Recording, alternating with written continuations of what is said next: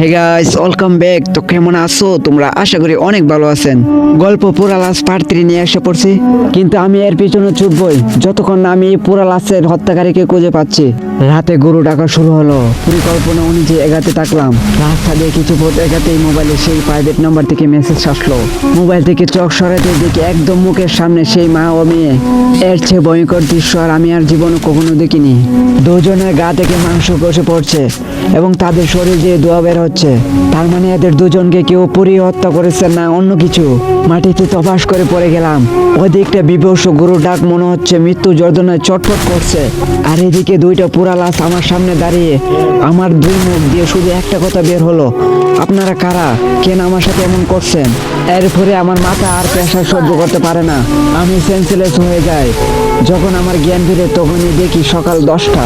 আমি আমার রুমের পাশে, বাড়ির মালিক নিচের তলার বাবি আর মাহিম বসে আছে। আমার জ্ঞান ফিরছে দেখে মাহিম এগিয়ে আসলো। সে অনেক কিছু জানে, তাই বাড়ির মালিক আর ভাবিকে নিষেধ করলো যেন আমাকে কিছু জিজ্ঞাসা না করে। সবাই চলে গেল, শুধু মাহিম আমার পাশে।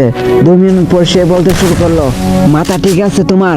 একলা একটা মেয়ে এসব করার মানে কি? মেয়েদের বেন এমনিতে এসব চাপ সহ্য করতে পারে না, আর তুমি তো যা করে দেখিয়েছো তাতে সেলুট জানাতে মন চাচ্ছে, কিন্তু তোমাকে এটা আর করতে দেওয়া হবে না। ছেলেটা কি মারা গিয়েছে? সে এত সময় ধরে আমাকে নিয়ে পেঁচাল পাচ্ছে, আর আমি এই সময় প্রশ্ন করতেছি। আমার প্রশ্ন করা দেখে কিছুটা বিরক্তিকর ভাব নিয়ে বলল, হ্যাঁ, এই ছেলেটাকেও পুড়িয়ে হত্যা করা হয়েছে। সকালে পুলিশ এসে লাশ নিয়ে গেছে। আচ্ছা, পুলিশ এখানে পাহারা বসায় না কেন? জানোই তো প্রত্যেক অমাবস্যাতে একটা করে হত্যা করা হয় এখানে। সবারই জানেন মায়া আছে সুমন, সবাই তো আর তোমার মতন না নিজেরকে পরের হত্যার রহস্য খুঁজে বেড়াবে। তবুও পুলিশের উচিত এখানে পাহারাদার নিযুক্ত করা করেছিল, তবে সেই পুলিশ 2 দিনের বেশি থাকতে পারে নাই। সে মন্দিরের বারান্দায় ঘুমিয়ে থাকতো, কিন্তু প্রথম দিন সকালে উঠে সে দেখে বট গাছের মগডালে। প্রথম দিন সে ভাবছে হয়তোবা সে ঘুমের ঘরে উঠে আসছে, কিন্তু দ্বিতীয় দিন সবচেয়ে বাজে ঘটনা ঘটেছিল। সেই দিন 3 জন পুলিশ নিয়োগ দেওয়া হয়েছিল, কিন্তু মাঝরাতে সবাই দেখে একটা বাচ্চা মেয়ে তাদেরকে ধরে শূন্যে ভাসিয়ে যাচ্ছে, আর তাদেরকে নিয়ে নদীর ধারে ফেলে রেখে আসে। তারপর থেকে কেউ আর সাহস করে এখানে যায় নাই। খুব পুরনো মন্দির হওয়াতে পুলিশ সিলগালা করেও সাহস পায় নাই। আমি আর একটিবার ওই মন্দিরে যাব। তুমি কি আমাকে নিয়ে যাবে মাহিম? তা যাওয়া যাবে, তবে সুস্থ হও। আমার জন্য কিছু খাবারের ব্যবস্থা করে। সেদিনের জন্য মাহিম চলে গেল। সুস্থ হওয়ার সাথে সাথে আমি মাহিমকে ফোন দিলাম মন্দিরে যাওয়ার জন্য। এতদিন সবাই জেনে গেছে আমি এর ব্যাপারে কিছু করছি, তাই মন্দিরের প্রতি যেতে দেখি সবাই আমাকে বারবার বারণ করলো যাতে আমি ওই দিকটায় না যাই, কিন্তু কে শুনে কার কথা? আমি গেলাম মন্দিরে, ভালো করে চারদিকে ঘুরলাম। মন্দিরের সাথে বট গাছটা আছে, সেটার কাছে যেতে লক্ষ্য করলাম বট গাছের ভেতরে একটা গুহা আছে। অল্প একটু ভিতরে জানালার মতো করে গাছ কাটা, বয়ে গা চমচম করার মতো পরিবেশ। সেখান থেকে বের হয়ে মন্দিরের পিছনটাতে গেলাম। পাশের দিকে একটা গরুর কামার, তার মানে কেউ গরুর ডাকার ফায়দা নিয়ে এই মানুষগুলোকে পুড়িয়ে মারছে। কিন্তু শুধু অমাবস্যার রাতে গরু ডাকবে কেন? ওরকম সুর করে গরুর কামারের মালিকের কাছে গিয়ে শুনলাম তার গরু নাকি কোনো সময় ডাকে না। সবাই এসে নাকি ওনাকে এই প্রশ্নটাই জিজ্ঞেস করে, কিন্তু সে কামারেই তাকে মন্দিরে দেখতে গরুটাকে কেন জিজ্ঞেস করতে সে ঘাবড়ে গেল। লোকটা বলে, মা, এখানে গরুটাকে ঠিকই, কিন্তু গরু দেখা যায় না। আমি একদিন রাতে গিয়েছিলাম, তবে কোনো গরু দেখতে পাইনি। পরে বয়ে বয়ে চলে এসেছিলাম। পরের দিন সকালে ঘুম থেকে উঠে দেখি একটা পুরা লাশ নগ্ন অবস্থায় পড়ে আছে। খামার থেকে আমরা মন্দিরের পুরোহিতের কাছে আসলাম। সে কিছু জানে না। জোর করে জিজ্ঞেস করলাম, তবু সে বলল, কিছু জানি না।